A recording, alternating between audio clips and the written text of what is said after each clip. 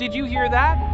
The words left Olivia's lips in a breathless whisper. The night was supposed to be silent, save for the chirping of crickets, the soft rustling of the wind through the trees.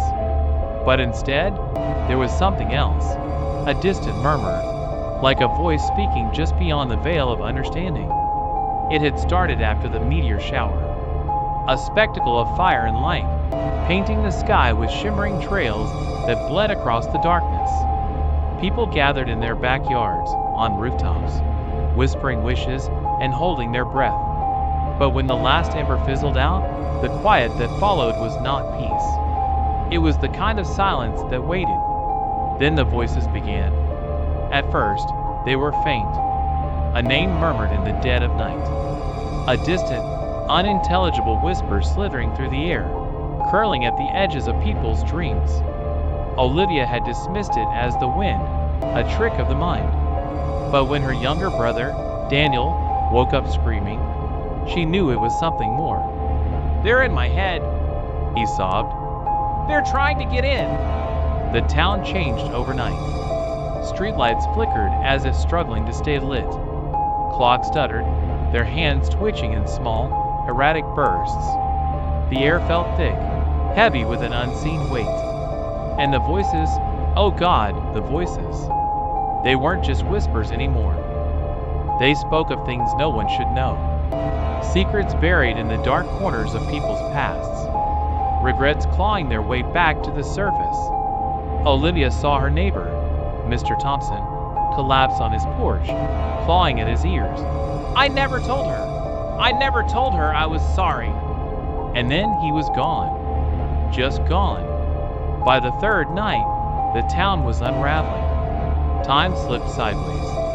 The sky, once a comforting shade of black, shimmered with wrongness, like something on the other side was watching back. The echoes were no longer just voices. They had shape now. They moved through the fog like fractured silhouettes, their limbs too long, their mouths opening too wide, as if screaming in a soundless void. Olivia watched one crawl through the reflection in her bedroom mirror, its form shifting between light and shadow, reaching for her with fingers that flickered in and out of existence.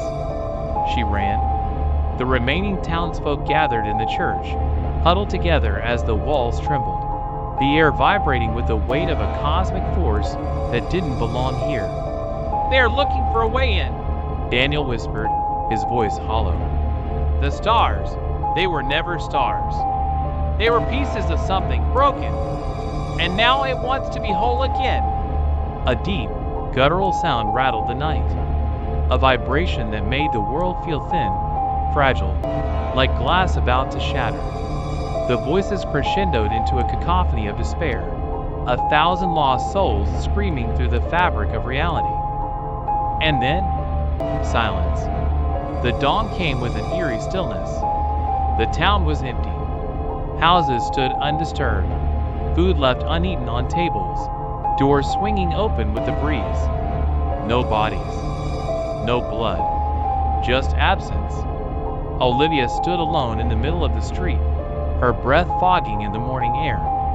Then, a whisper, soft, familiar, calling her name. She looked up. The sky was wrong. It was still watching,